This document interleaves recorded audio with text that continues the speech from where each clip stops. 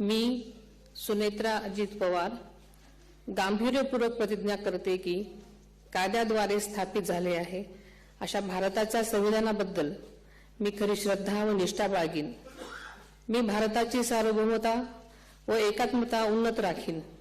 मी महाराष्ट्र राज्याची उपमुख्यमंत्री म्हणून माझी कामे निष्ठापूर्वक व सद्विवेक बुद्धीने पार पाडेन आणि संविधान व कायदा यानुसार सर्व तऱ्हेच्या लोकांना मी गांभीर्यपणे व निपक्षपातीपणे तसेच कोणाच्याही विषयी ममत्वभाव किंवा आकस न बाळगता न्याय वागणूक देईन।